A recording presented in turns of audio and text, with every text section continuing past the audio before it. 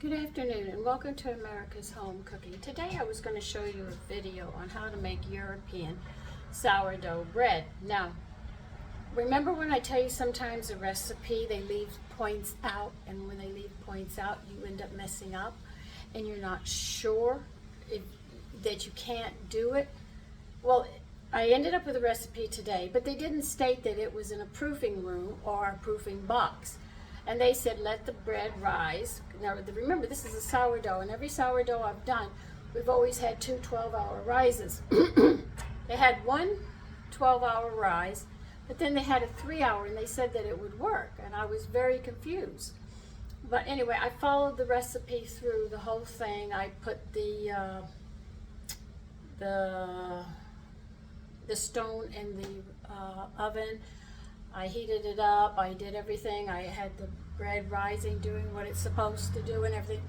I followed the instructions, and when it came out, it was not what it was supposed to be. And this bread did not rise. And I said I knew it needed two 12-hour rises to get that lift that we're looking for.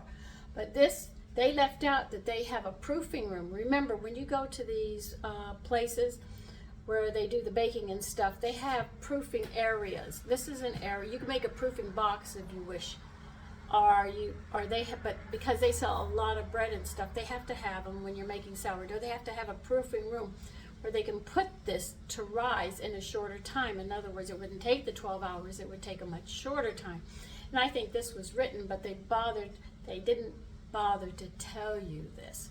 So all that bread went out, but I will be trying to make this recipe again and show you, and we will do it the other way with the two 12-hour rises, because we're not using a proofing room that you need to hold the temperature a certain way for it to rise.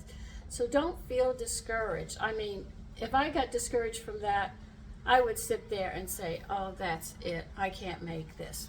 But I'll show you. I'm going to put it out in the yard. See, it did not rise. It has excellent texture, but it didn't rise because it didn't have enough time. But yet they told me 3 hours and it would be just fine. 3 hours, it did not come out fine. So I'll bury that out in my yard, and I'll make an attempt number 2, and we'll see what happens, which I'm sure it'll come out better instead of this. But do not get discouraged if you try a recipe and it doesn't work, because there could be something missing that they don't think about because they assume everybody knows. This is why I'm trying to bring all these terminologies to you and show you that when they say cream, this is what it means. If they say braise, this is what it means. So you have an idea to maneuver into the kitchen.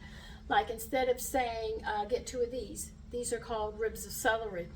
This is called whatever.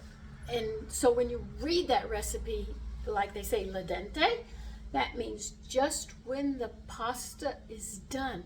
You taste it, you don't want it soggy, but you don't want it crunchy. It's just at that point of done. The same thing goes with rice. Al dente, you get it right at that point. That's what that term means. So when you read these terminologies and you have that knowledge, you say, oh, I can make this. So anyway, listen, I want you to have a good evening, and I wanted you to know that I was going to do a video with that, but that gave me trouble just because it wasn't written and they didn't tell you it needed proofing for 3 hours. Instead, they said, just rise it for 3 hours, it'll be fine. No, it didn't work. So listen, take care and enjoy your evening. Bye-bye.